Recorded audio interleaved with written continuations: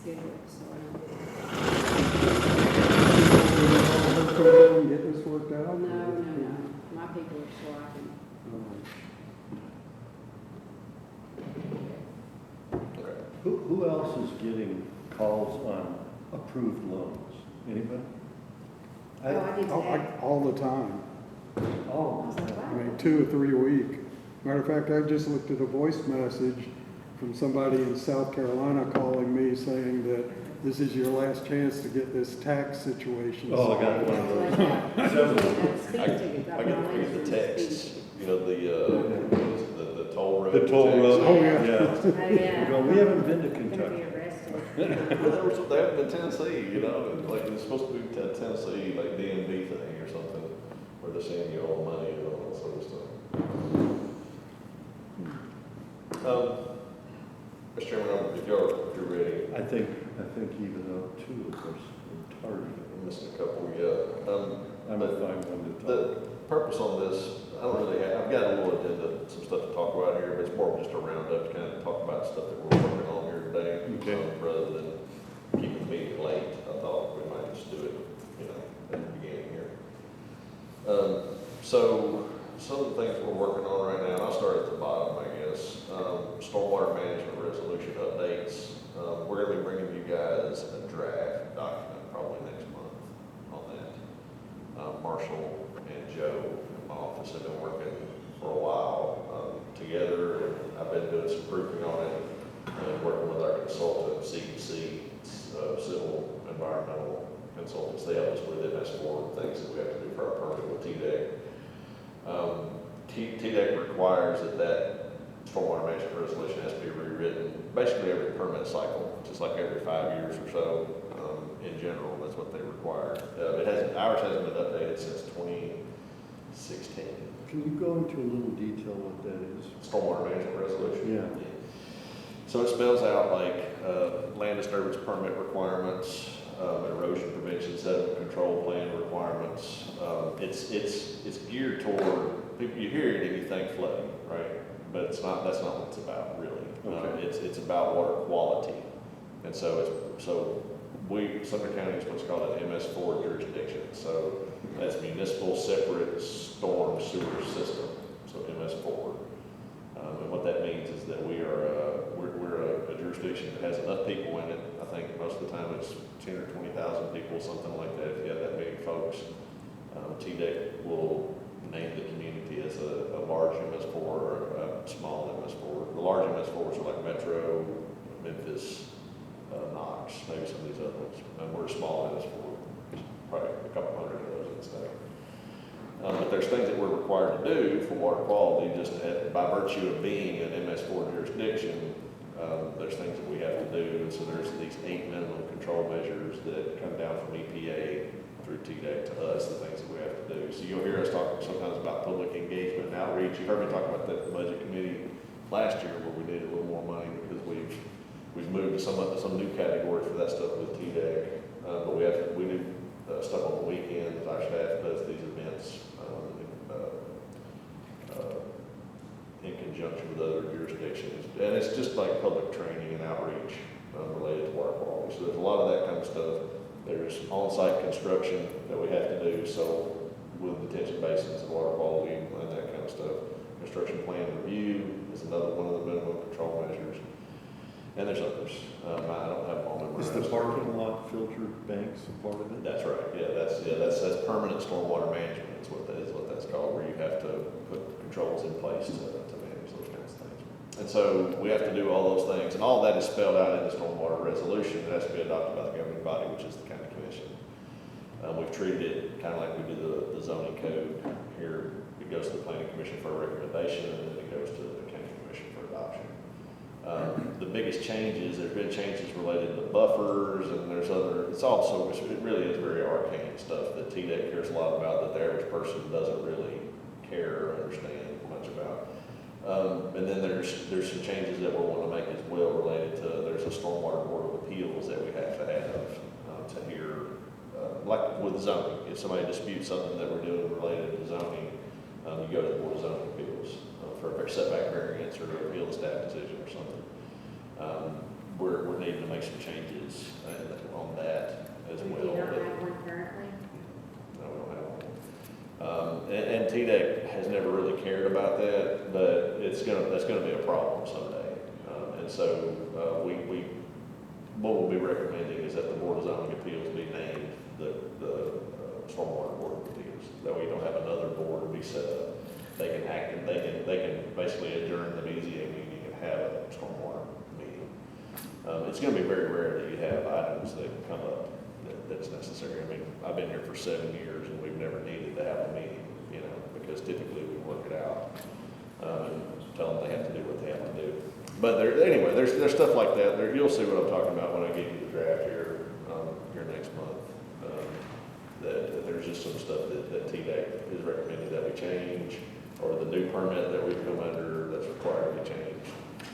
And then there's just stuff like that, like the Board of Appeals, that I think is just policy-wise something we need to do. So you'll be seeing that probably next month. But we'll talk about it. And we're not going to ask you to vote on it as soon as you see it. We'll get you a copy, and then we'll answer questions that you have, and then make, if y'all have recommendations for revisions and stuff like that, we'll work on those too. But I just want to give you a heads up on that. So that's something that's coming up. Comp plan stuff, where we're at on some of that. We got the goals and objectives stuff. I heard from Mr. Belcher, of course. Mr. Belcher always getting back with the comments, so appreciate that, Jeremy. Getting back, we might pull up your email and look at some of those if you don't mind. That's the homework. Yeah, there's good stuff in there. Some of it is, there's some Dillon's rule thing, Steve knows I'm obsessed with Dillon's rule, talk about it all the time, but there's some Dillon's rule stuff that maybe we can't do, but there are some things that we can and will do. But as far as where we're at with the comp plan right now, of course, we've done a lot of public outreach, surveys and stuff like that. We're working on a draft document. Oh.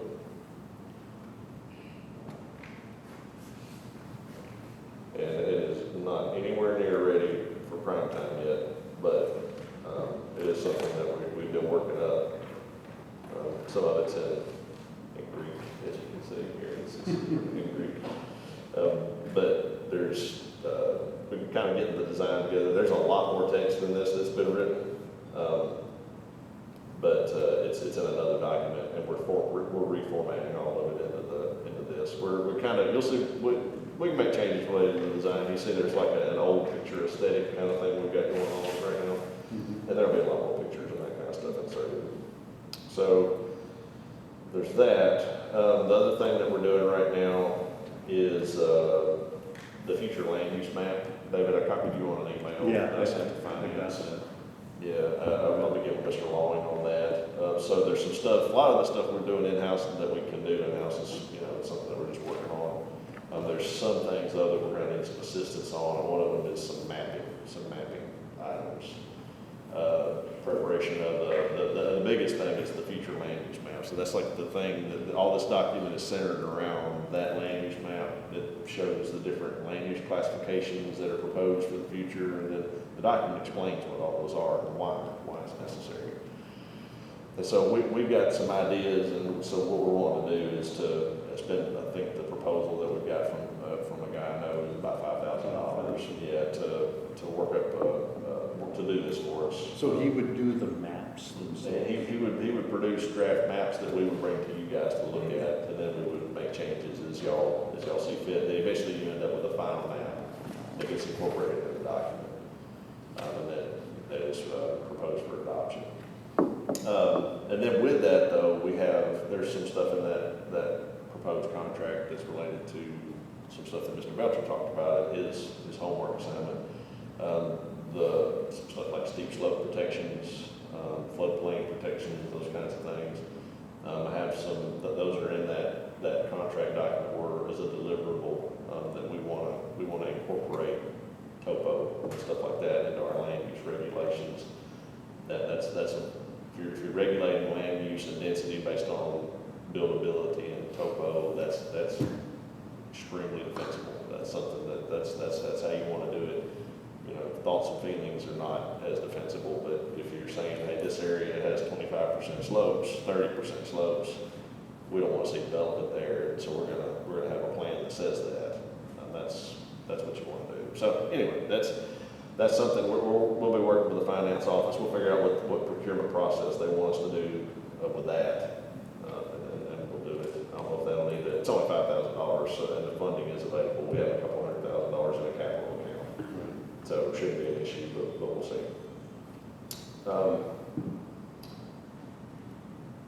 And now there's a lot of other stuff, some text amendments that we've been kicking around for a while. Let's see, I don't think I have it on here, but there is statutory changes. I'll talk about that first. There's some stuff that changed with state law recently. There's 3 new bills. There's more than that came out of the legislature in this last session, but there's 3 of them that are of note that are worth talking about that may require us to tweak the zoning code just a little bit.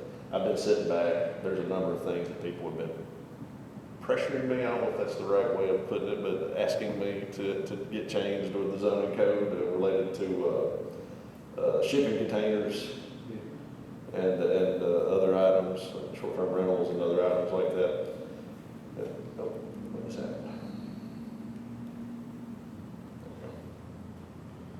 And so I've been holding off on making those changes because the legislature was still in session. Well, now that the legislature, we've been having a lot of trouble with Adobe in our office here lately. I don't know if that's anywhere else in the county. As you're pulling that up, Josh, I didn't, correct me if I'm wrong, but I'm not too sure shipping containers was an issue at state level. No.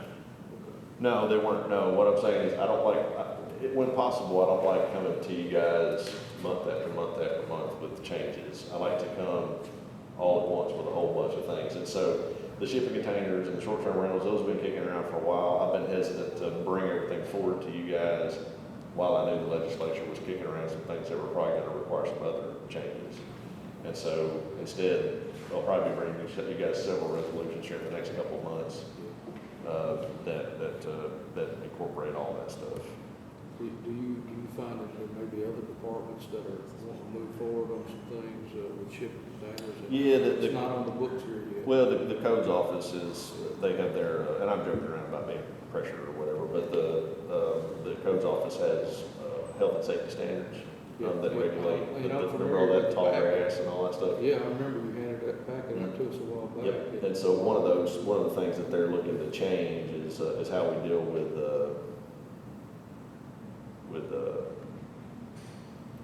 shipping containers. Yeah. Make it a little bit more permissible, I guess you might say, to all to use them. I like that concept.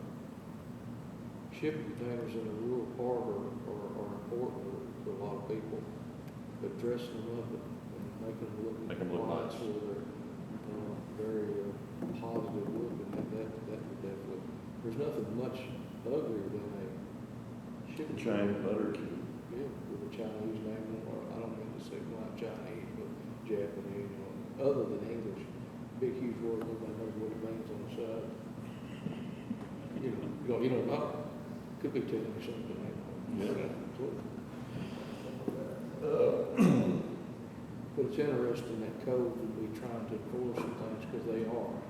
I'm familiar with the letters being sent to me, a letter being sent to me that come out from codes trying to enforce a shipping container requirement that's not on the books yet. Something they come up with. Well, no, it's on the books. You can't have them in Sumner County right now. The rule is you can't have shipping containers in Sumner County except on a commercial or industrial lot. And so that regulation's been in place since mid-2000s, probably, maybe even a little bit before that. Our zoning code mirrors that language. And so, but what they've found, I think, is that the enforcement of that with one guy, they have one guy, Todd Hubbard, who does a phenomenal job. If y'all ever dealt with him, he's fantastic. But we would need one shipping container guy, basically, in order to really get them removed. And so I think they've kind of concluded that it's a losing battle, saying that you can't have them. So what they want to do is figure out a way to make them nicer to allow you to have them, but do it in a way that it's not junking up the neighborhood and you don't have them, you know, in front of your house in a subdivision, you know, forever, you know, by the road, looking bad. Yeah, I'd like to think that maybe there's trying to be some selective enforcement, but you can't have selective enforcement if you have enforcement. It's probably, the way that they have to do it by necessity, and my office is the same way, is complaint driven. And so if we get a call from somebody, if somebody complains, that's 90+% of the time. The only other exception is when there's something that we feel like is an imminent issue. We think somebody's got something that's gonna go into a creek or just damage the right of way or something like that. I feel comfortable that 99% of the rural residents in Sumner County doesn't know that they can't have shipping containers on. Right. They're very surprised when they find out. Especially if they're tucked off the road, you can't really see it. Right. Yeah, I can't think I've ever seen them. Oh, you haven't been I around. saw them last week. They're right. Last week we thought about it. They're right. It didn't bother me, I just noticed it because we've been talking about it. But there's interesting language that like HOAs even use that we might even be able to consider if we're thinking of leaving them. Like, you know, it's got to match the color of the house, for example. Or, you know, like I know that sounds strange, but those little things that can make it at least look like it belongs on that property if they're using it as a shed or an outbuilding. I've seen people convert them into offices. Yes. You know, nice, it looks nice inside. And They wouldn't know you're in a container, but And that's- the outside match that vibe. That would be good. It's still a building, but. And that's the draft language we have. It's something that code's recommended. They did a good job with it. It's got, you know, a facade goes on. If you can see it from the road, basically a facade goes on it or a pitch goes on the roof, something goes on there that makes it look like a shop building or an accessory structure, not a metal container. Yeah. When do you project that verbiage to maybe be presented to us?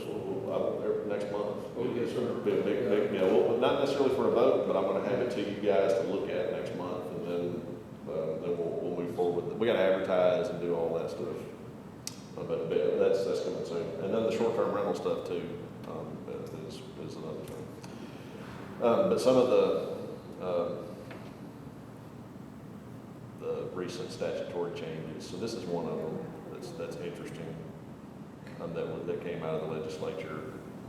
One of the things they're requiring, and this doesn't come into effect for another year, and it affects all city government and all county government. So no matter what area of government you're in, you have to abide by this rule. If it's the clerk or if it's a city utility office to some extent, or a planning office or engineering office or code. But it's going to apply most often in cities and counties to the development process. And so what this does is this requires that if you assess a fee in excess of $250, you have to document how you arrived at that number. And so what that means is so it was 500, it got amended during the session to 250. But basically the way I read it is if you have a fee on your books, and we have several codes have several, and it's not a cumulative fee, like if it's $10 a lot, you end up with $300 for 30 lots. That's not what it's talking about. But like our plat review fees are $250 as the base. We have critical lot plan review fees that are $750. Our land disturbance permit fee is $400. And so we're going to have to produce, the way it's worded here is we shall maintain documentation describing the justification and cost basis for such fee. And so what that means is we're going to have to, we have a year to do it, like I said, but we're going to have to look at each fee that we assess and do a kind of back into it to say, here's why this fee is $400, here's why this fee is whatever. To be honest with you, probably on some fees, there's an opportunity to raise fees if you're going to be looking at that. Because some fees might be too low. Ours go back 10 years ago or 7 years ago when I started here, the fees were, almost non-existent. So like you can bring a subdivision plat through the process here for a couple $100, beginning to end, and with all the staff time. You can't plan check it for that. No. And then rezonings were a minimal expense too, a couple $100 or something like that. With a big rezoning, you can be talking about thousands of dollars of staff time that go into those things. And so it's not hard to back into some of this, but it's just something we're going to have to do. And so we may be coming to you guys at some point with some If we feel like something's too high, we may lower it. If we feel like it's not high enough, we might raise it. But that's a new state law requirement. But it does talk about how it has to be maintained by the department. So we would maintain ours, codes will need to look at theirs. But again, all the departments, I don't think the clerk has many fees that are over $200. And there may be an exception for some of the constitutional officers, but it is something to think about. I happen to know who sponsored it.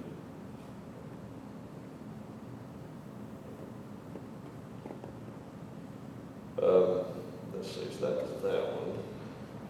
There's two more I want to just go over. That's the same one, sorry.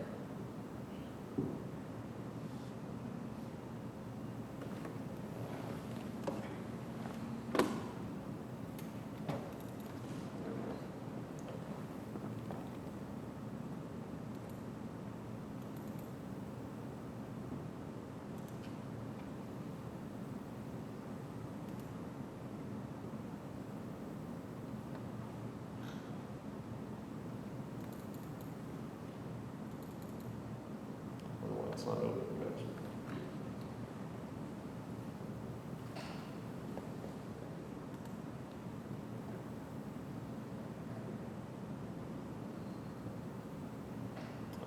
It's okay. 100 times.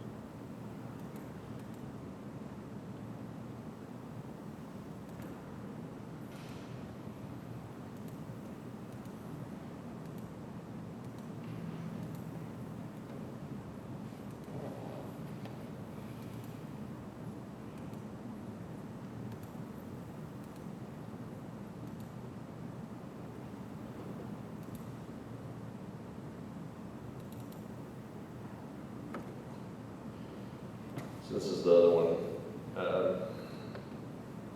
This is just related to Board of Zoning Appeals procedures. There's a few minor tweaks that we're going to have to make to our zoning code related to Board of Zoning Appeals. Again, I'm giving y'all a heads up because it's going to have to come through you guys for a recommendation. But some of this we already have on the books.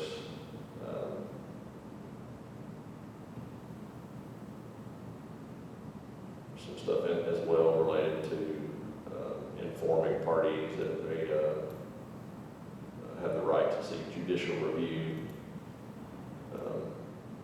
We generally do that anyway, but that's just something that'll need to be put into the code.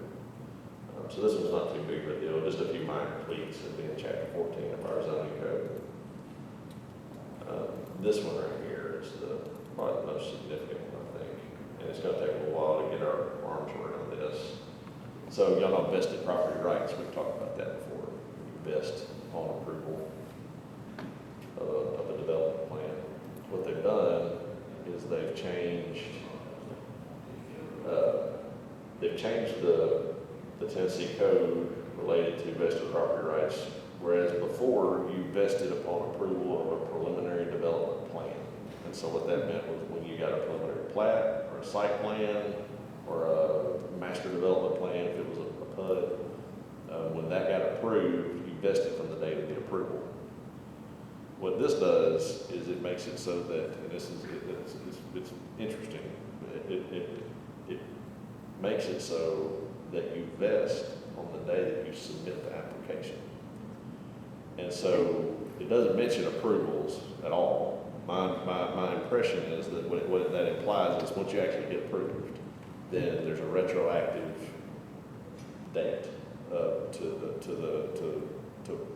the day you turned in. But it all revolves around the submittal of a complete application. Or it talks about a substantially compliant application. So an application that substantially complies with the requirements. And so what that means is, so we're going to have to define what substantial compliance means. That's why you have to define it. And so what constitutes substantial compliance with the submittal requirements, right? Because, and if you don't do that, basically if they just bring something in, then they vest. That's the intent. Yeah, and so, so it's it's kind of hard for me at least to wrap my mind around, because I'm so used to thinking of it in terms of an approval. You get an approval, that's when the clock starts ticking. But the way they changed it now is you'll get approved, and then there'll be a retroactive vested day. And y'all know the purpose for that is to make it so that you can't change the regulations on somebody in the process. And so I think that's what the legislature thought they were doing about 10 years ago when they adopted all this stuff, but they weren't. They made it the day you get approved.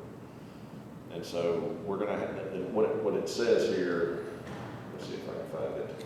So they're vested the minute they submit, but what if it takes them 8 or 9 months to get approval? Yeah. Then they vest back to the day of the beginning. But what that's basically saying too is that you can't, like, if somebody turns in on January 1st, you can't on February change the regulations to make it so that what they were wanting to do can't be done anymore, because they have a vested property right upon the day of submittal. So it's a little hard to wrap your mind around, because they have a vested property right for something that hasn't actually been approved yet. Yeah, but we need to define substantial package to define it to where that it meets the criteria of approval. Needs to be that standard. We can do that. Well, Because the state Some legislature thought that's doesn't, gotta go into the that. state legislature You got this doesn't, the really- state legislation doesn't define what that is. That leaves it to the counties to be able to do that. Well, why can't we just redefine that? I mean, I know other groups that redefine lots of words. Yep. And so what it says is, you need to have an ordinance or resolution adopted that specifies what constitutes substantial compliance with the requirement of the local development regulations for the submittal of a plan. If you have not done that, then rights shall vest upon the submission of any plan, plat, drawing, or sketch. Basically.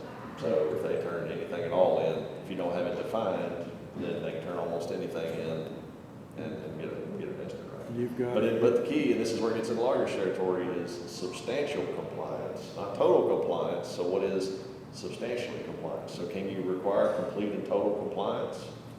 Because total compliance means no staff comments, as it's like even before we review. Because when we do a staff review, it's never in total compliance. That's why we look at it. And we give them comments and they make changes. I think it's just something that's, in my impression of substantial compliance, is be something that's, you forgive like typographical errors and things of that nature, but the actual concept meets all requirements, but you forgive minor inconsistencies, so something like that. Well, and certainly the submittal checklist. So if a water availability letter has to be provided, if a sewer availability letter has to be provided, if you have to have a soil map, if you need some kind of if you need some kind of environmental study done or something like that. So you would spell that out in your resolution to say, here are the things you have to have in order for the staff to accept the application. Because I rejected an application today that they brought in that was not, it didn't have everything that we needed. So they didn't have the water letter, they didn't have the soils map, they didn't have some of these other things, so we rejected it and said, no, you've got to schedule pre-app, and they didn't do that either. And so they hadn't done those things, so we rejected it. But I remember during the budget committee meeting, I kind of mentioned a little bit, or maybe it was here, I don't remember, somewhere in the last few months, I mentioned, that's where I've been very skeptical of online permitting and that kind of stuff for a while, because it can be kind of a hassle for the customer, kind of a hassle for the staff. Christine and some of the other people in the staff that work in the places feel like I'm wrong about that and that we need to go ahead and do it. But this is something right here where this is where you can program all that into the submittal portal. Like if I'm turning in a preliminary plat, I have to have A, B, C, D, E, F, G, or it won't let me hit submit. Or you can just reject it and say this application has been rejected. Because my not nightmare, but my fear, and the thing that happens a lot is you'll have, not to say that there's bullies that we deal with, but there's aggressive people sometimes that come in and they want to force the ladies at the front desk to take whatever it is that they're turning in. And sometimes they do, because maybe somebody's at lunch, maybe they don't know, maybe they're not familiar with that they have to have some piece of information. And so there's a little bit of a risk there with the staff having to take all this stuff, because once you've taken it, maybe you've taken it, I don't know, maybe, I don't know, maybe you can send it back and say we reject it, but having a portal there, this is, with this kind of stuff, where the legislature is gonna mandate a lot of exactitude in some of these things, that's where we're gonna have to have like an electronic record of what they've turned in, and a way for them to pay online, for us to accept it or reject it online as well, so that there's a paper trail. And it's not, well, I talked to Miss So-and-so at the front desk, and she said it was fine, she said it was good, and then, y'all can imagine how all that goes, and that's how it goes. I think Kristen knows that. Let me ask you, does the vesting have a period that it runs out? Yeah, so and what they're amending is the vested property right statute. One of these days, maybe we might need to do some training just on that, because it's 3 years is the initial vesting period.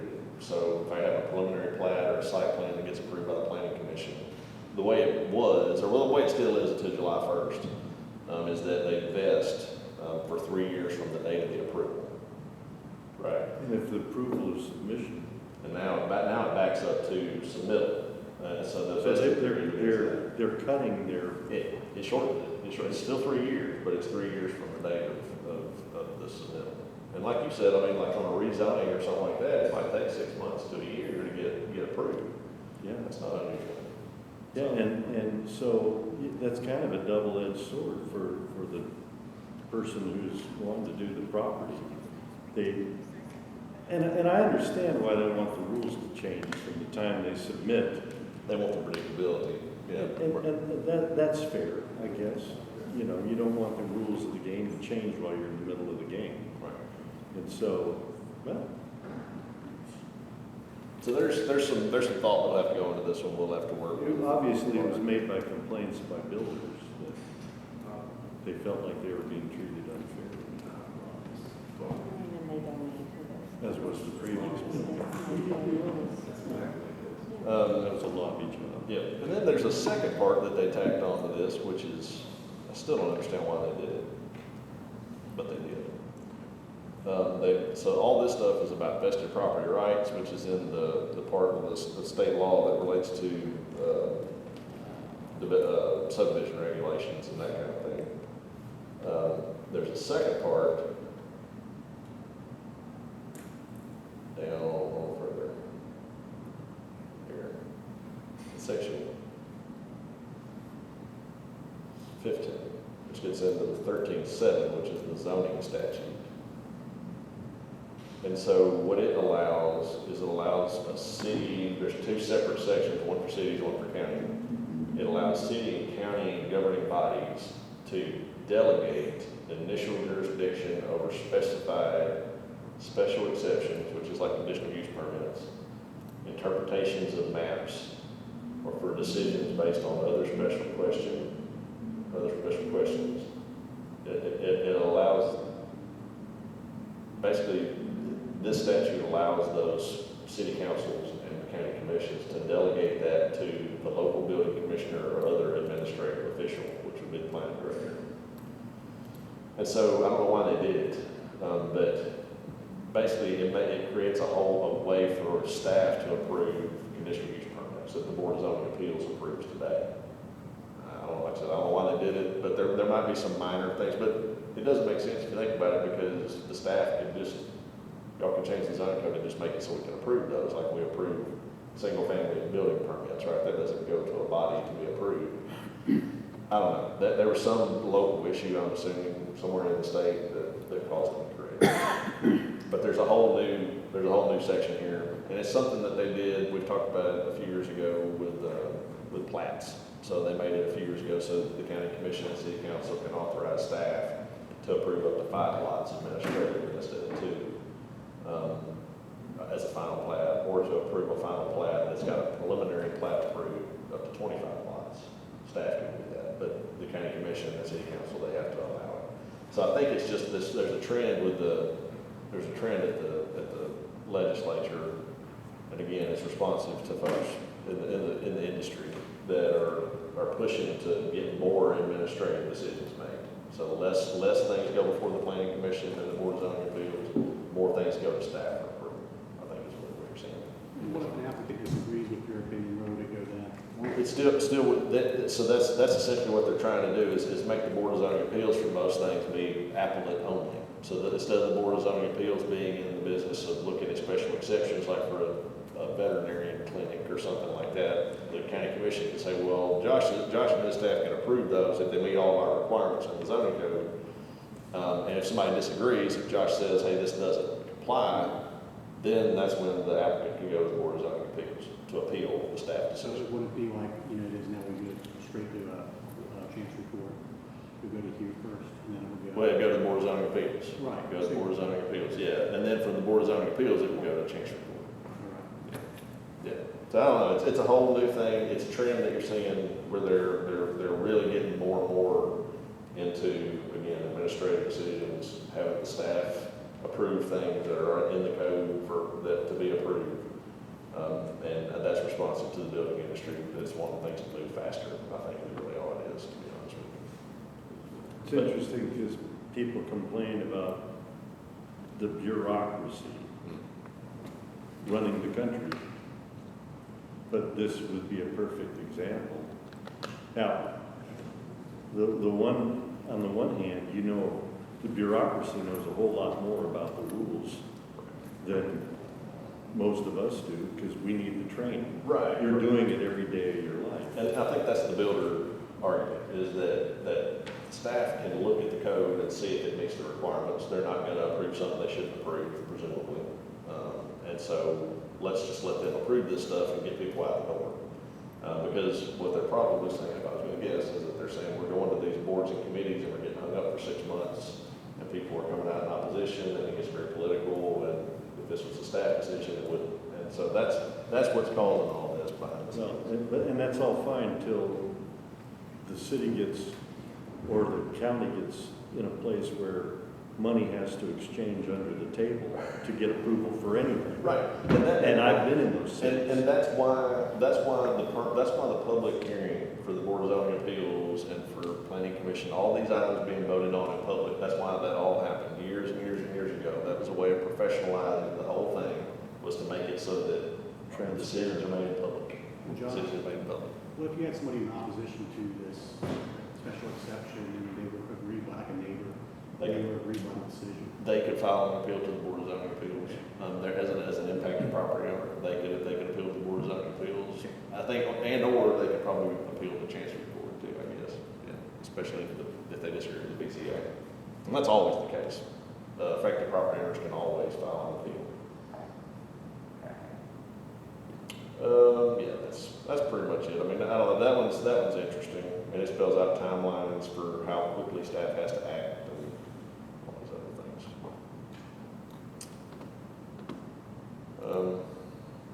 So that's the statutory changes. Short-term rentals, y'all know about that one. There's been a lot of mixed feelings on that one.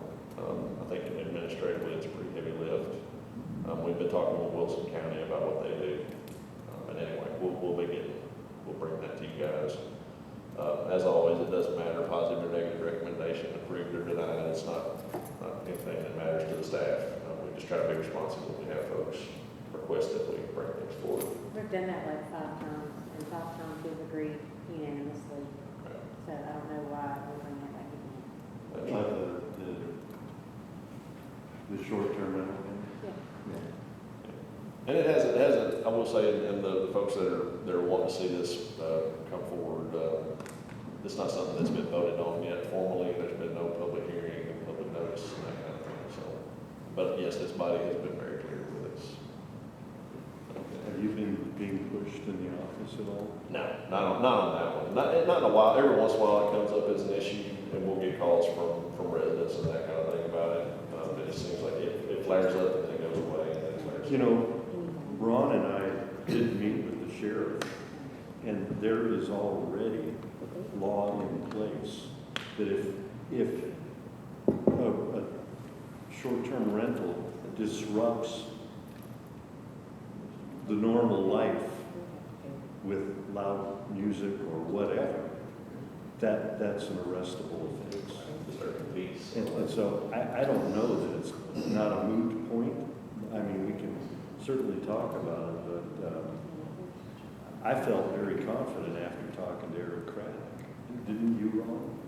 Yes, that's a good point. The law talks about, when it obstructs certain hours like, sleep, sleep is being required and it's being obstructed or messed with, and that's, it falls under that code. And I think the sheriff did a great job briefing something on that. And I think that it's already in the rules. So, and that seems to be, I have yet to talk to anybody or complain about anything that goes on there rental, whatever you, however you define it, other than noise related. I mean, I have yet to hear lights being a problem. It's always been noise related. And so I think something's on the books that's enforceable. And I think the sheriff would definitely all over that and still enforcement. Good to go. Appreciate his input on that, sheriff's input on that. Absolutely. Yeah, we had two versions of the regulations. One of them mirrored the city of Gallatin's, which is very difficult to enforce. I think we'd have to have several employees to implement that. I don't know that the city of Gallatin fully enforces all the stuff that they have on the books. The other one was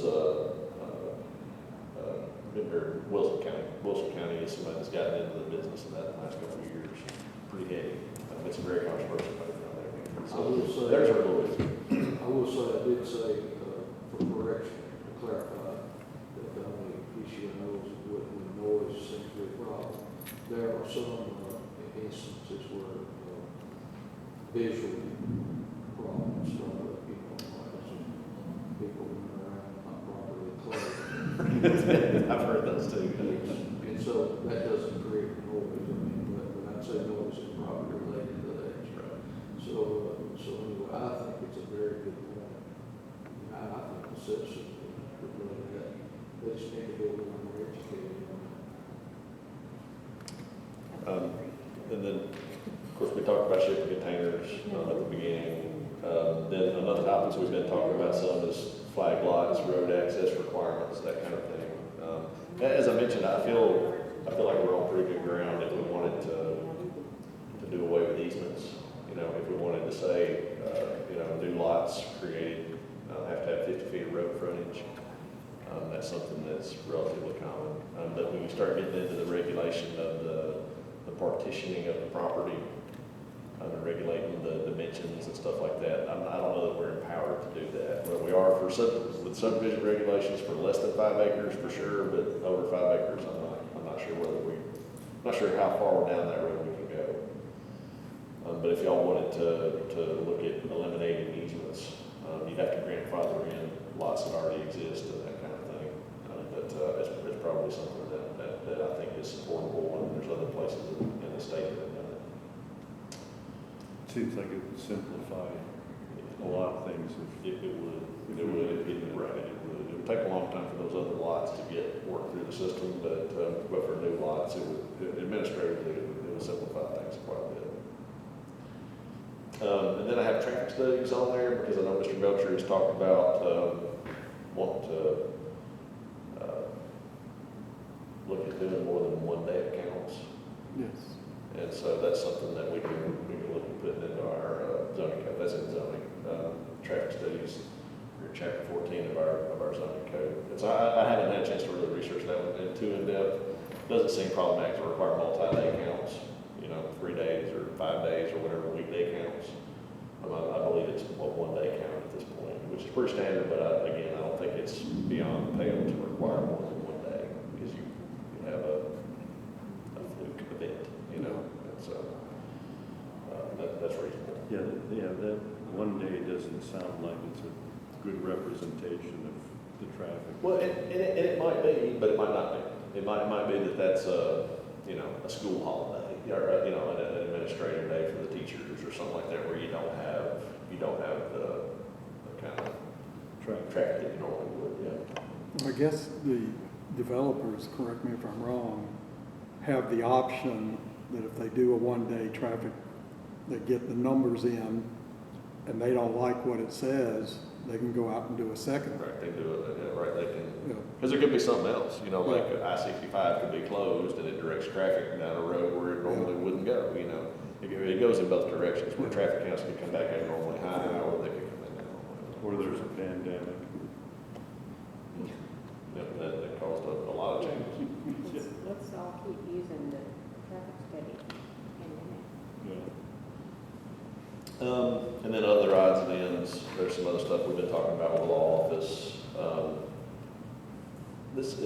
We're running out of time pretty quick, but something that has been a practice at the county since I've been here anyway, that is a little, it's kind of hard to tell how to deal with it, is, let's say we get a complaint about a business that's doing I'm just gonna make something up, a wedding meeting. And we get a complaint, send them a letter.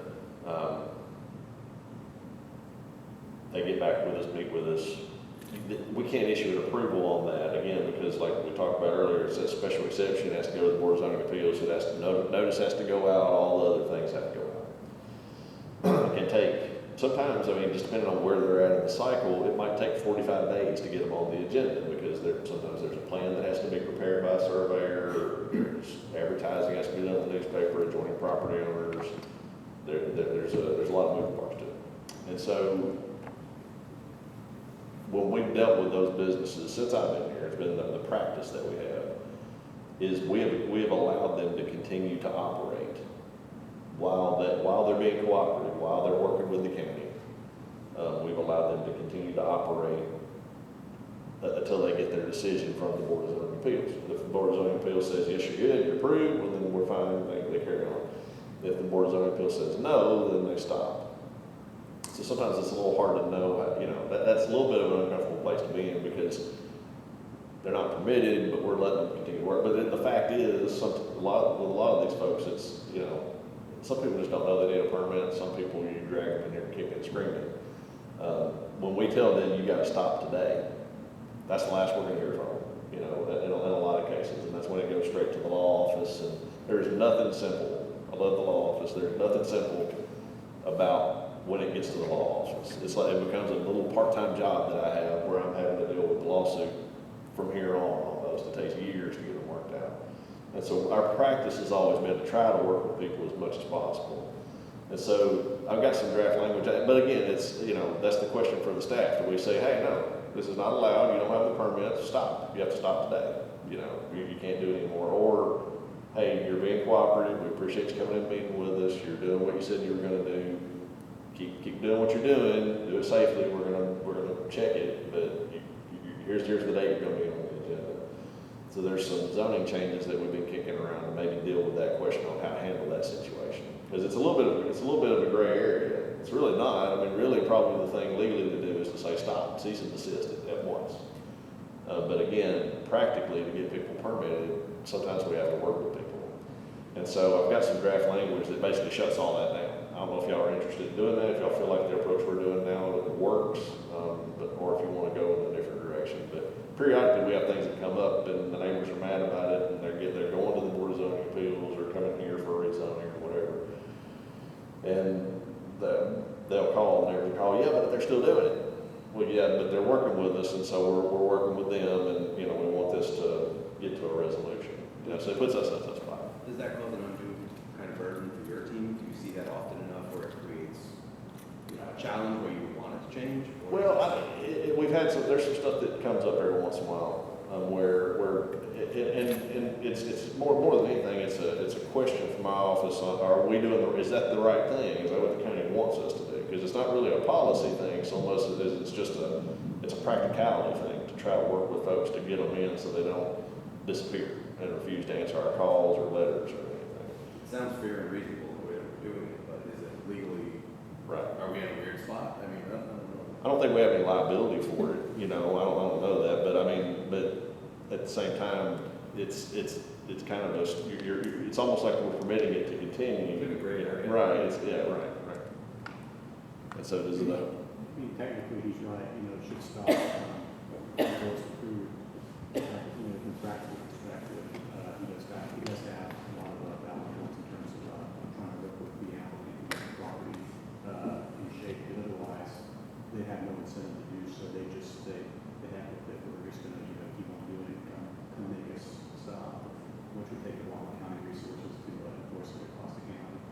what I would think, they just bury deeper, you Yeah. know, and hide even more, right? That's not a black and white issue. Right. You know, use a little common sense and, you know. So if I'm understanding it right, it's bad if it happens, but if it's worse if it goes to the law. Right, and that's by virtue of the process, it ends up, it's expensive for the county, it goes to court, there's lawyer, you know what I'm saying, it ends up being. What is that not true, David? You know, well, so you'll go 5 miles out of your way before you, and understandably so, to resolve it at the staff level. Right. Rather than take it to the courts, because now you're getting dragged into depositions. That's the last resort, and we still end up there all the time. I mean, it's just because you just have intractable situations. Yeah. So we'll keep them on there. And, I mean, you know, if you have to go through the law office, then that's, you know, taxpayers' money that's being spent on something that might be resolved without spending money in court. That's a burden. Which is why we'll be What's able- best for the taxpayer. Will be easily to justify those fees, because you're you're spending so much time trying to remedy issues of zoning. And there are times when we do wish we could send people a bill, but we can't bill them. But I appreciate that. That's good, because, you know, the point of that conversation there is, as much as anything, one, contrary to what you may hear, all of us, law office and my office, no, we bend over backwards to work with people. We really do. We do everything we can to try to work with folks. And two, sometimes we are trying to work with folks. And so that means that things, you know, are not 100% black and white all the time. So I did want to have that conversation with you guys. I think that's about all we got time for. It's about all I have. Nothing. If y'all have questions or anything. Before we take a break, and before we start the full meeting, does anybody have anything on this goal sheet? I mean, John has written a great document here. I've been thinking about, like for rural preservation, the farmers are getting clobbered property tax wise. And do we have any jurisdiction over breaks that they can have? Nothing. Only what's in the statute, only what and the Constitution of the state, which requires them to be assessed at 25%.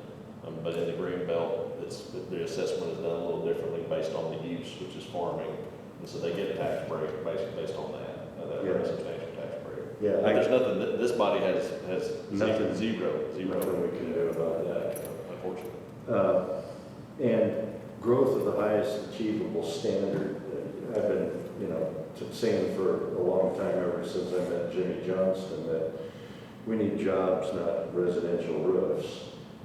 How does everybody feel about that? I mean, am I a clanging cymbal out in the middle of the wilderness, or do y'all feel the same? I mean, if we're sending 50,000 people outside the county to go to work, it would be better if we had jobs for them. But I know a lot of people, I mean, we've had several industrial and commercial projects come, you know, to this body, and you know, we've not been in favor of a lot of them. Now, a lot of them, that's because they didn't create any jobs, you know, like storage facilities and stuff. They don't create jobs. But in the process of developing this 2050 comprehensive plan, I'm intending and hoping that we create areas that are potentially industrial, so that, and I'm talking about big tracts of land that the industry is tucked inside, so that you would never know it was there except for the one road that goes into it. It feels like that would be a good way for our county to balance out the population from, right now we're a bedroom community to Nashville, where we would actually be standing on our own 2 feet. Is everybody okay moving in that direction? Chrissy? My number one. I've looked at the zoning map, and this is one thing I meant to add to my list. There's larger industrial zoned areas within Hendersonville and Gallatin than there is in the entire county Yes, region. yes. And the way that you get jobs in an area, one of the ways is to create an industrial area. My specific problem with areas. those industrial areas is they're hideous looking, because that's the way they're allowed to be built, and I would want to change that, at least in the unincorporated county area, so that you drive right by them and you didn't know they were there, because there's a 30 to 50 foot buffer between the road and whatever's happening behind it. So that's kind of what I'm thinking. And I would like to go down that road if I have, you know, most of us thinking in that direction. My only issue would be, you know, if it's across the street from, you know, residential. Yeah, housing, like that's where I have an Location, issue, is when things come to us and they're, you know, well, it's gonna flood these people's, you know, cows, or it's gonna flood these people's homes or their basement or whatever. That's where I have an issue. I mean, it's all, for me, obviously, life safety issues. Absolutely. But, I mean, if it's, you know, like you said, like what you're talking about, but I mean, is that even feasible? I don't know. We'll just have to look at it and see. Yeah. And then my last issue, strong public services and facilities. The flood control issue is horrendous in this county. And Chrissy was telling me about something that I guess, Josh, she invited you to go see. And it's a big problem that we had another flood control disaster where, what is it, 3 cars? What was the situation there? I mean, what I saw was a picture of one car. I know there was 4 people rescued that came from our emergency services, but those 4 people rescued because apparently northern Cottontown got 5 inches of rain dumped on them in a very short time. There's been some issues. They flooded in a year ago in May, and they flooded in, you know, like every time it rains really hard, really fast, they flood it. There's major issues up there. There was actually a culvert that was basically blown out from underneath the road, and we brought it to the attention. Thankfully, Josh's team and Toby's team got out there today and made some repairs.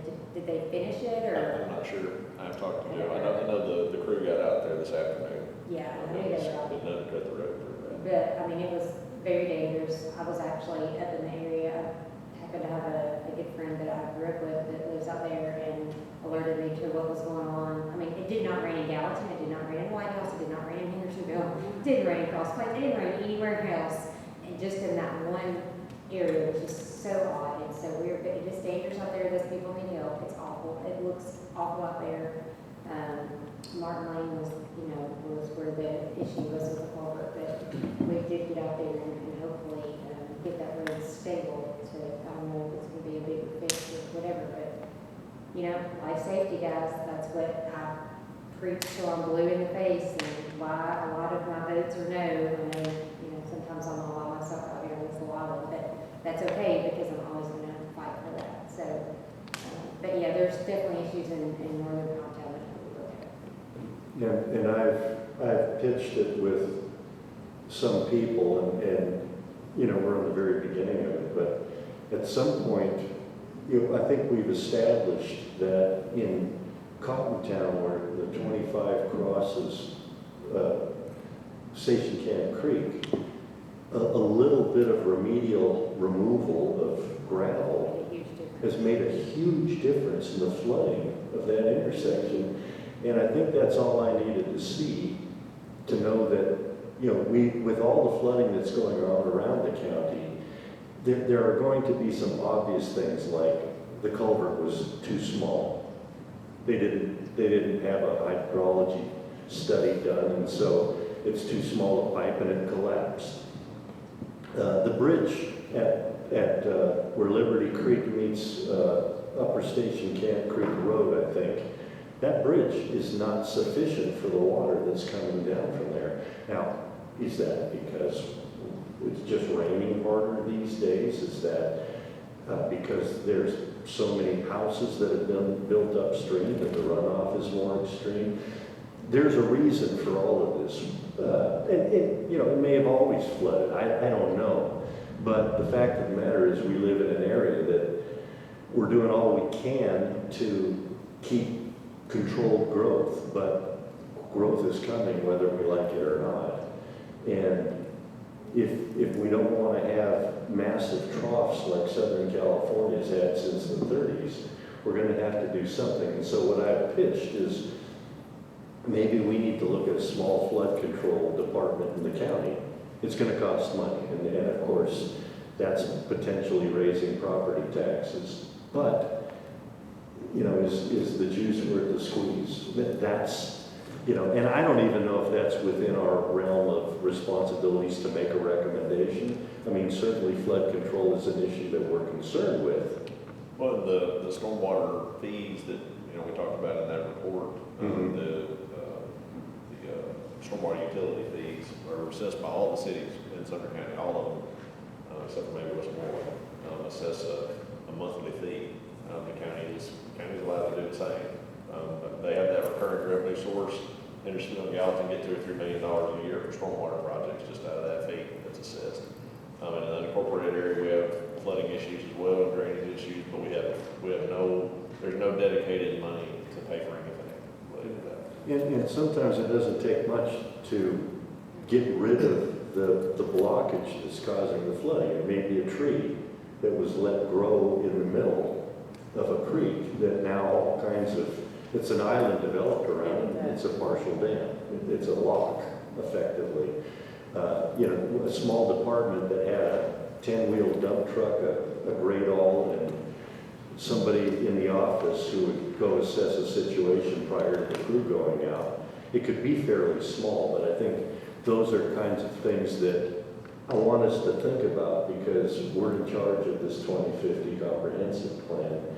Josh is looking for a lot of input from us, and I want to do it as well as we possibly can since we're going to do it. It's going to last.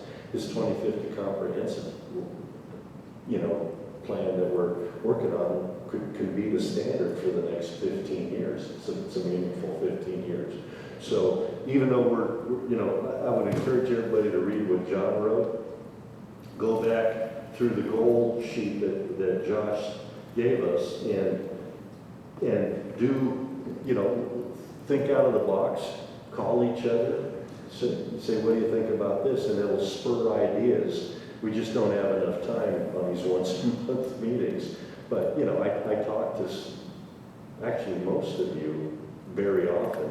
And just bouncing ideas can be very, very fruitful. So If I ever want to do a special call study session or something like that to go over any of this stuff, we may need to do that as we get closer, as things really start to flesh out. well, why don't we take a quick break? Do And we really need it? We have one like. okay, I don't need to take a break. If everybody's good to move on. Okay. I'm calling this meeting to order at 5 minutes after 5. This is the Sumner County Planning Commission. It is June 17th. And John, would you go ahead and do the invocation, please? And Christy, if you wouldn't mind doing the pledge.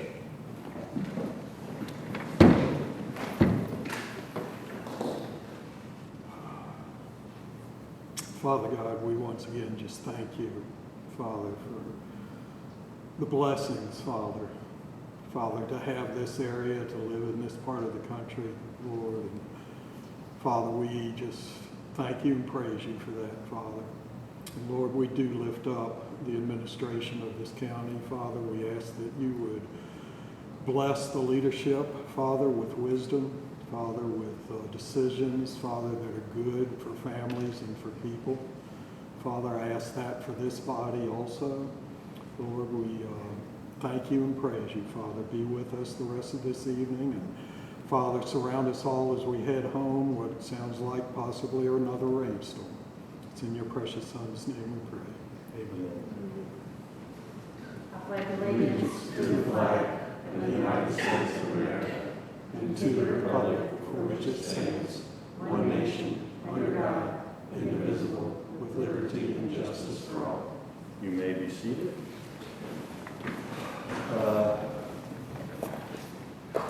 I would entertain a motion for the approval of the minutes. We have a motion and a second by Commissioner Holmes. I have one change, One check. a minor one. Okay. Page 5, the 1, 2 through 4th paragraph down, the last sentence. I think it should read with 500 GPM at 20 PSI. Yes. Yep.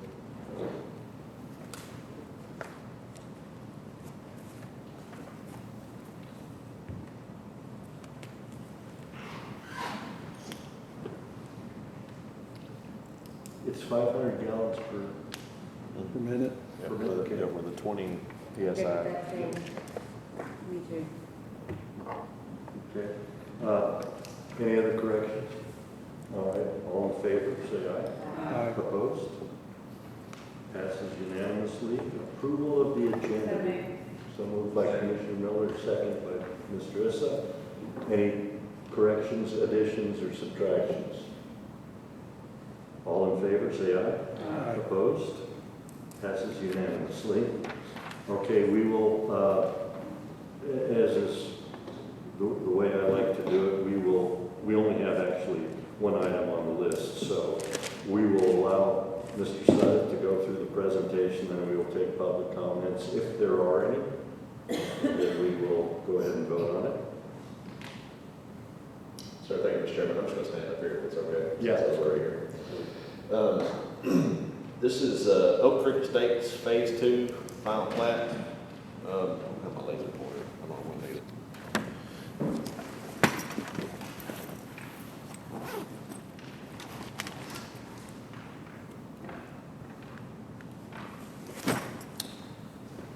This is a development the Planning Commission has seen in the past. This is the last phase, the last final plat of this phase, so this will close out the project. The final plat depicts 29 residential building lots and 4 lots of common open space on 23 acres total. Located along Jones Lane and Stop 30 Road, zone rural residential. Project representative is CSDG, developer Shell Brothers, Hendersonville Utility District is providing water and sewer for this project. Little background on this one is this used to be under the jurisdiction of the city of Hendersonville, even though it's outside the city limits. It was in what was called their planning region. So they used to be allowed to do planning and zoning outside the city. That all went away beginning in 2020 when the county took over zoning for the area, and then in 2021 the county took over planning responsibility for the area. The city abandoned the planning region. And so this plat is kind of double vested, you might say, in a way. They received a preliminary plat approval from the city of Hendersonville in December of 2021, and then received preliminary plat approval from the Sumner County Regional Planning Commission on June 28, 2022. And so it is vested per state law and the county subdivision regulations, which big picture requires state law vests you into current regulations 3 years from the day of the approval of a preliminary plat. And then it extends for 2 years once you get a final plat approved. And so this plat is locked into those previous regulations. The phase 1 final plat was approved August 2024. So what it's vested into is a set of regulations that allow this particular property to reduce its lot size to 1.5 acre. That was a provision that was in the zoning code at one time. And basically, if you had access to public sewer, then you could reduce down to 1.5 acre. And so the developer took advantage of those provisions when they were in place. And effective June 26, 2023, they went away. But this plat was vested, and it is vested into those old regulations. This is the jurisdictional boundary here. You see it's pretty much surrounded by the city of Hendersonville. This area along Jones Lane here is Stop 30 and Jones Lane area of the county is out of the county still.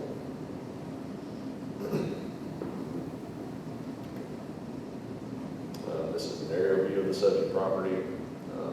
study, we talked about this quite a bit in the Cotton Town study, how there's a need for flood studies across the county. They typically end at the city limits line, or close to it.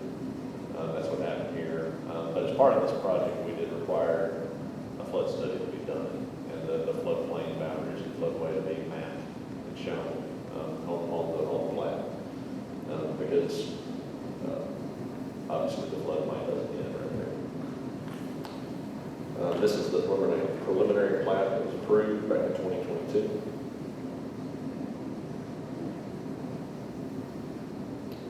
Phase 1 final plat was approved in August of 2024.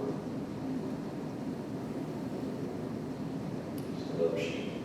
Actually, no, this is for the current plat. Sorry. Phase 2 final plat, sheet 1. You see the lot size table here. These lots are all primarily in the half-acre range. There are some that range up to one of 47,000 square feet. Some of them are in the 30s, but they're all between half-acre and an acre in size. There is detention shown on the plat. There's a structure that's been installed here, the road across the creek. Or in the creek, rather. What's 33 and 34 on that top? How much in the lots? Those, I believe those, and I'm going to have to remind myself. That's open space as well. Yeah, they're lots. Stations cutting off the driveway where that road. Yeah. Lots, so I'm trying to figure out what that is. Right, so those lots, I believe, were platted, that was platted as part of the previous phase, if I remember correctly. And there was open space that was shown there. And what it says is hatched area shown is a portion of the open space from phase 1 plat. That's that square. Yeah. Rectangle. Yeah, that little rectangle, yeah. Lots of road access to 34. Yeah, they're to be made a part of lots 33 and 34 as shown. Old property lines to be abandoned. Star means it's a critical lot. Yes, yes. Yeah, a lot of these are critical lots because they back up to the floodplain. But that's part of the old phase. Yeah, I'm trying to remember what the deal was on that.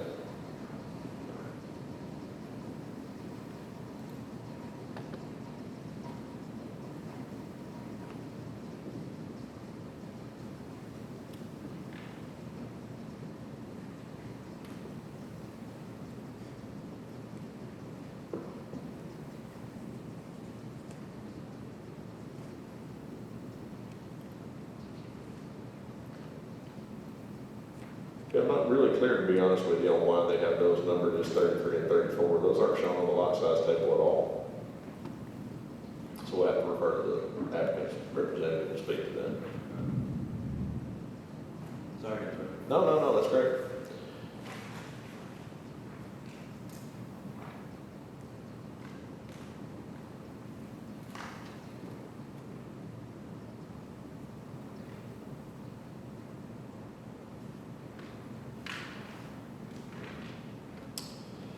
Utilities and fire protection, water and sewer provided by Hendersonville Public Utilities. All the utilities and hydrants have been installed within this phase. We require that hydrants, all lots have to be within 500 feet of a hydrant, 1,000 feet max spacing. The hydrants are installed closer than that for this development. The internal streets have been completed to a point of substantial completion in accordance with the subdivision regulations. The streets are to be public. The internal roadway is substantially complete at this time with the curb, gutter, base, and binder code installed. We've given them a surety letter. I think, have they posted the surety on this already? Yeah, the presentation's a little bit out of date here. They actually have provided a surety to the county in an amount of $358,900. On-site detention has been installed for the phase. All lots that back up to a drainage easement or that contain any floodplain on them are designated as critical lots. And as y'all heard me talk about all the time, an individual critical lot plan must be submitted for each of these lots. They provided a stormwater maintenance inspection agreement, and there was a flood study done by the applicant that marked the 100-year flood boundary. There's no building site located within the floodplain. this is the letter we provided to the applicant for surety. The drainage is shown on the construction plans. And again, as I mentioned earlier, these lots were approved under provisions that used to allow lot sizes to be reduced to get access to public sewer. About 27% of the site is in common open space. A couple of these photos were provided by the applicant. They had it drawn out, but the rest of them were taken by the staff. So as you can see, the road has been installed. These are this is the area for future lot development here. You see the road is substantially complete. Hydrant is there, the yellow hydrant, you see those are installed as well. Utilities are stuck out to the lots. Sidewalks have been installed across open space. And sidewalks will have to be installed by the builder across the lots as they're constructed.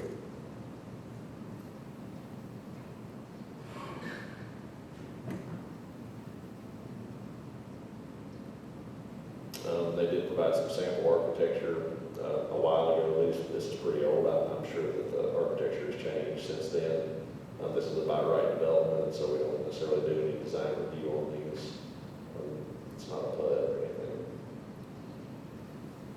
It's located in the suburban place type, the comprehensive plan. Our findings of fact appear to be satisfied. It's consistent with the purposes of zoning. It was consistent with the zoning requirements that were in place at the time the development was approved. Meets other applicable county requirements. Following final plat approval, all the conditions of approval will need to be met by the applicant, at which time the plat can be recorded. And once that plat's recorded, permits can be obtained and the lots sold. Typically the lots, I had a question about that from Mr. Belcher. Typically the lots can only be sold, closed on and sold after the plat's recorded. So there's example motions on the screen one, to find that county requirements are met, and to approve the final plat with the following conditions, A, B, C, and D, being final stabilization of the site, as would may require. Surety has been posted already, so B doesn't apply. C, maintain letters of credit until we release them, authorize them to be released, and then as-bills need to be provided for road and drainage prior to plat recording. 2 would be to deny it, and 3 would be to defer it. That concludes my presentation, Mr. Chairman. I believe the applicant's representative is here to speak this evening. Could I ask one question, Josh? One of those pictures showed the brand new sidewalk and a brand new curb. So we need to open up for discussion. I'm sorry? We need to open up for discussion. Okay. Could I'll make a motion to discuss. thank you, do I have a second? Mr. Belcher, thank you. All in favor? Aye. Opposed? Thank you. Is it common to have the area between the green area between the curb and the sidewalk to be a ditch like that? Right here, that's the one. I think that'll all be filled in. That's not. This is for clarification. No, it's not going to look like that. Yeah, well, I figured it would. I don't know at what point we call it substantial completion, so I was just looking for understanding here. Okay, well, maybe the applicant can tell us about lots 33 and 34. We have public comments too. I'm sorry? We do public comments. Public comments. Public comments, yeah. We have no, do we have any? No, sir. Didn't think so, okay.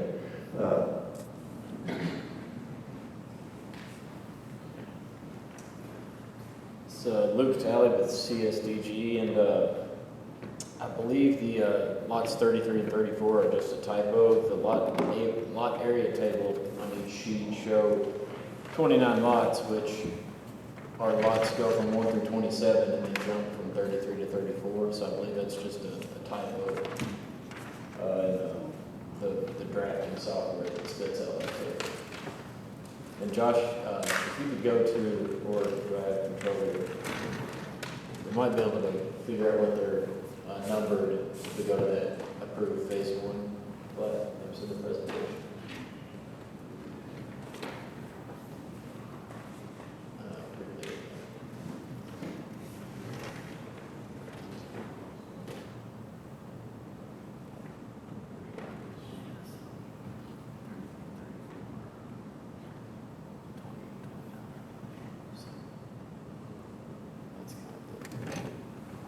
See, what Josh and I were looking at is 28 and 29, those two lots are actually shown in the phase one approved plat there, kind of, I guess, northeast of that detention pond on the screen.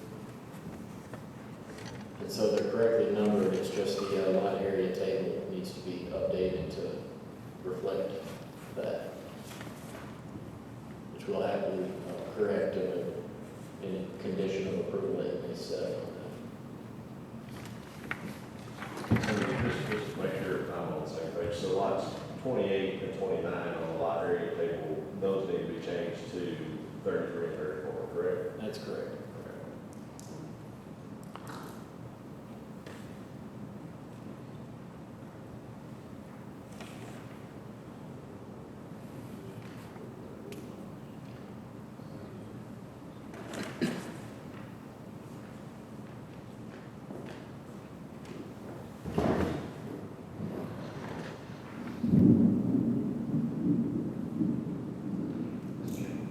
Mr. Rizzo.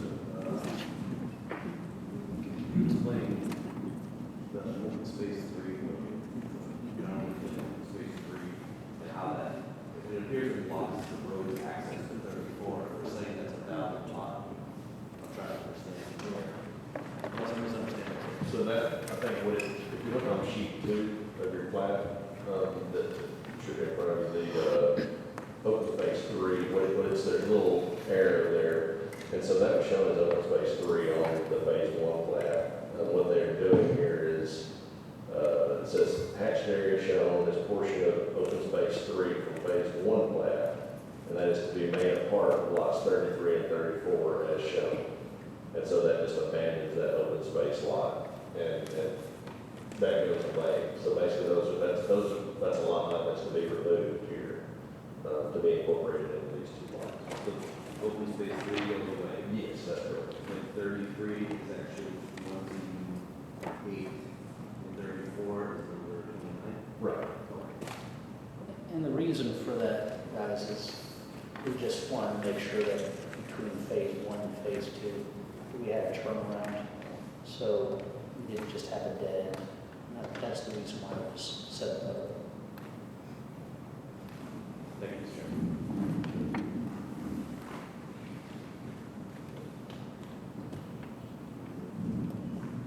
Other questions? Mr. Belcher? Just to follow up on that, on sheet 2 of 3 that you just spoke on, it points to that area and it mentions hatched area, but the area is not hatched. So there's an inconsistency at a minimum with that tag and what's shown on the drawing. Understood, we can adjust that, that's a acceptable condition of approval as well.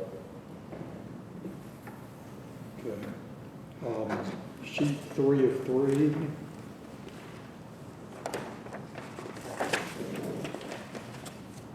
Let's see. Behind lots 4 through 10, there's a public utility drainage easement that's 20 feet wide. And when you get to lot 3, then there's an abrupt change to it being 10 feet wide. Can you tell me why? That is just to accommodate the size of the ditch, directing water around those lots and getting away from those. Well, is the 10-foot wide one sufficient? It is, yes. So can the 20-foot wide be 10 foot? I mean, it's a pretty abrupt change. I don't know that it's neither here nor there, but I was just curious as to what the reasoning behind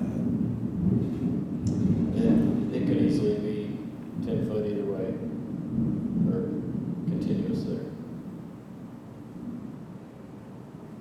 that. Okay.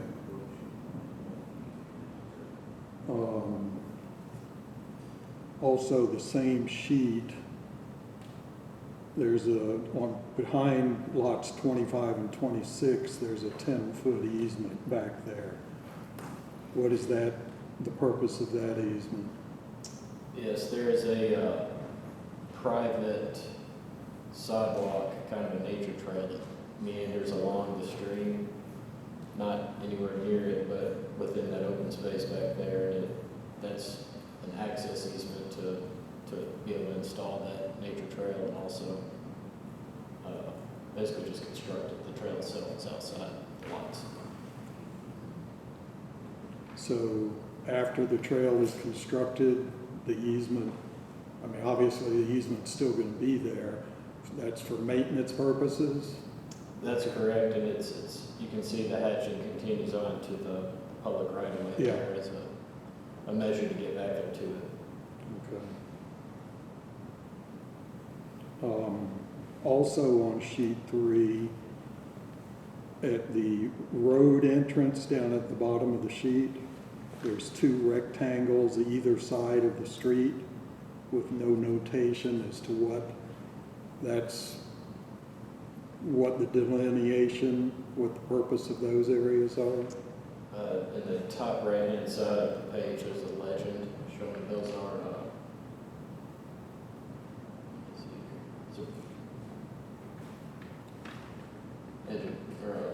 concrete monuments for the adjacent property. So, John, good questions. Those are set aside so that they can landscape, irrigate, and build an entrance monument that the HOA would be responsible for, and not the owners. Okay. Okay, can additional notes or tags be added to note that on here? Just so that somebody down the line looking at these will know what those areas are for? Yes, sir.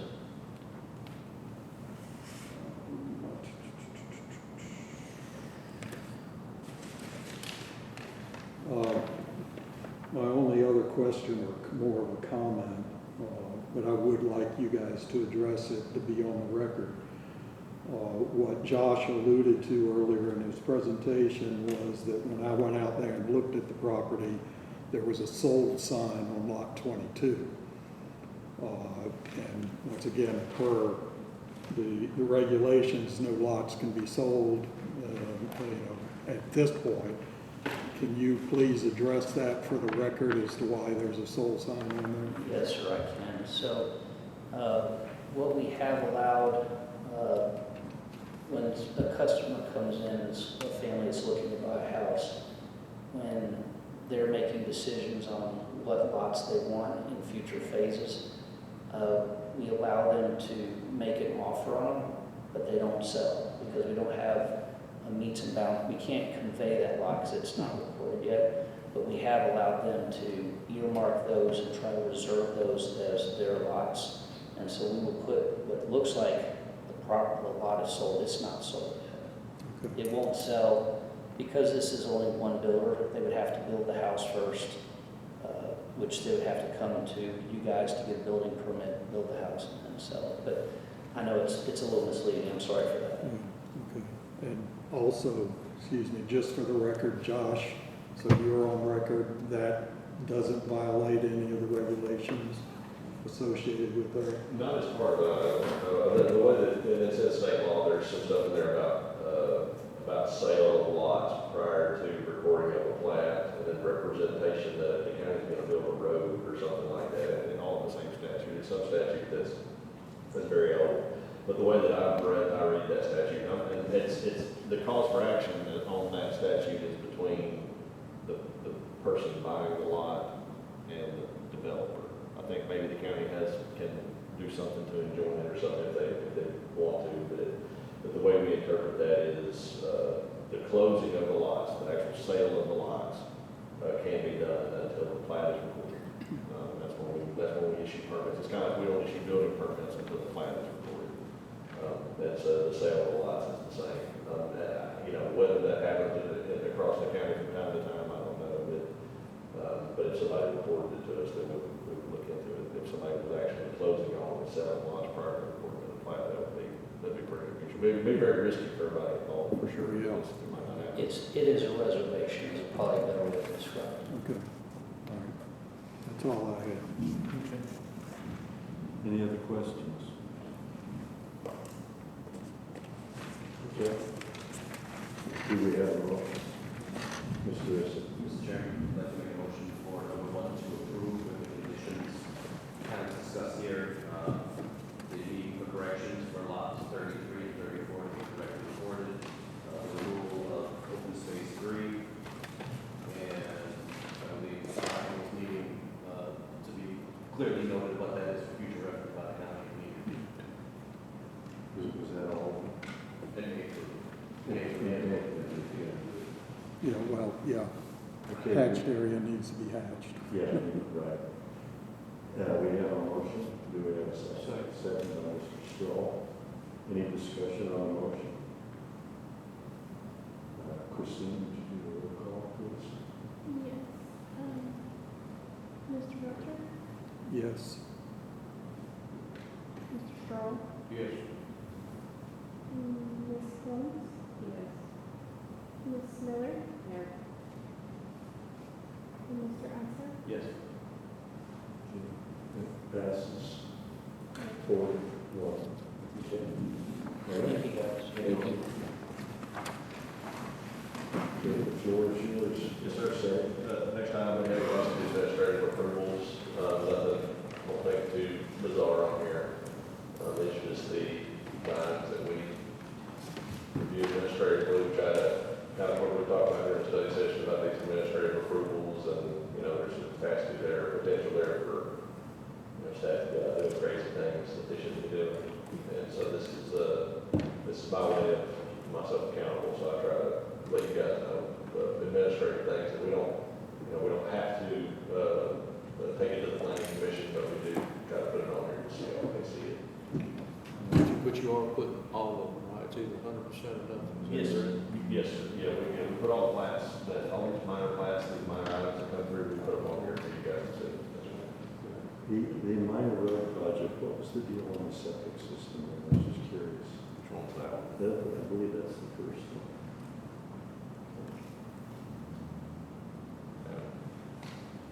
Yeah, so that was, Did it plug up or?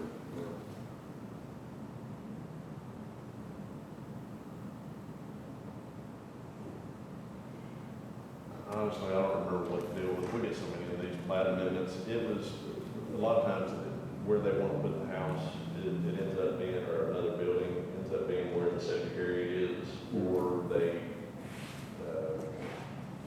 for whatever reason, the septic area that was shown on the old plat, they don't want to use it, or something like that. So it Yeah. So the purpose of it that was listed on there, the purpose is to amend the soil shaded area on the original plat of record and change it to the shaded area shown here on. And so basically they just changed the soil area.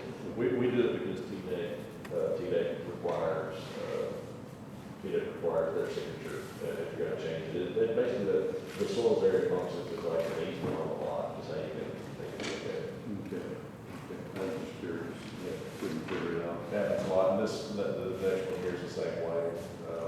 You see how they cut a hole in the septic area there? Yeah. Doing a well, that's where they want to put the house. And it's, they kind of carve it out, just a lot. Yep, same thing there, they should do this little area back.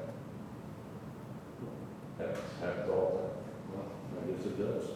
Yeah. Okay. Director's update?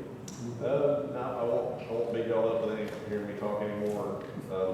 We talked about all these different things we have going on. There's a lot going on, obviously, and that's just a piece of what we do. But when we bring in here next month, people will be bringing you guys lots of stuff to chew on and vote on and make recommendations on.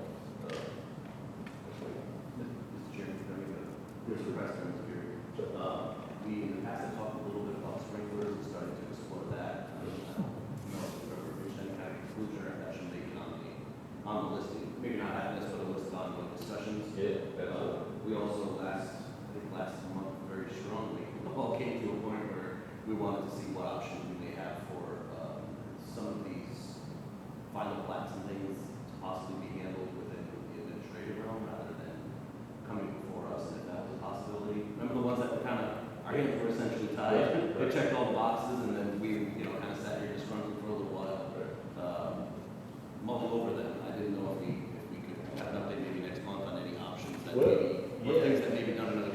Yeah, I can update you on it now. As far as administrative approvals, for site plans, which is non-residential construction. So, if you're doing a church, you're doing a commercial building, industrial building, anything like that, that's a non-residential structure, a site plan is required to be submitted, it's drawn by an engineer typically. The way we have it on the books now, anything 3,000 square feet or less can be approved by staff. 3,000 square feet or more has to come to the planning commission. Well, change it to 5,000 or 10,000, but whatever y'all might want to do. That's site plans. Then there's plats. So right now we do 2 lots or less are approved administratively unless they're seeking a variance or there's something weird wonky that the staff can write or sign. They typically 3 lots or more comes to the planning commission. State law allows 5 lots or less to be approved by staff. So that can be done if y'all wanted to do it that way. As I mentioned, 25 lots or less on a final plat that has had preliminary plat approval, that can be approved by staff. That doesn't have to come to the planning commission. And so like this final plat that you guys just heard, it had a total of 29 lots, so it could be approved by staff. But if it had 25, then it could have been approved by staff. In order to do that, to go from because right now all I can approve administratively is 2 lots or less. That's it. Everything else has to come to you guys no matter what. And so there's room in there. Then you have some other jurisdictions like Clarksville, Montgomery County, they do something crazy. I don't know how they have the authority, but they let staff approve 10 lots or less administratively. They don't have those kind of planning commission.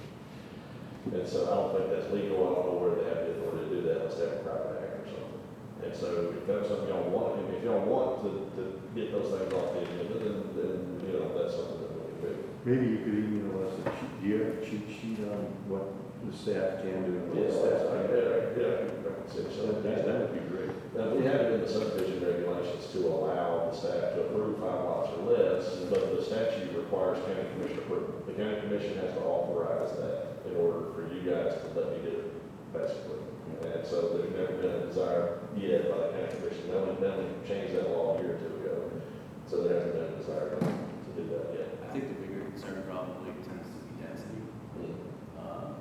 So maybe if we wanted to go that way, we could look at something where we say, if over X amount of acreage and X amount of lots are presented, some kind of, I know it sounds kind of complicated, but some kind of a formula to where it makes sense, because I think the majority of us here in the past have expressed concerns about the density being too much, and maybe those things need to come directly before this commission. But well, and that's things that are, if it's 200 acres and they have 10 lots on it, maybe we're not so concerned about seeing that if they check all the boxes and are completely compliant.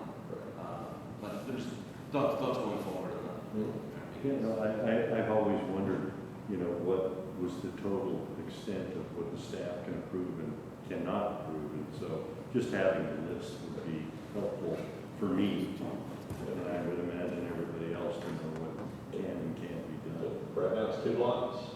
It can be up to 5. Is what's allowed by statute. Okay. All right. Motion to adjourn. Second. Second by Mr. Straw. All in favor? Opposed? That's a unanimous vote.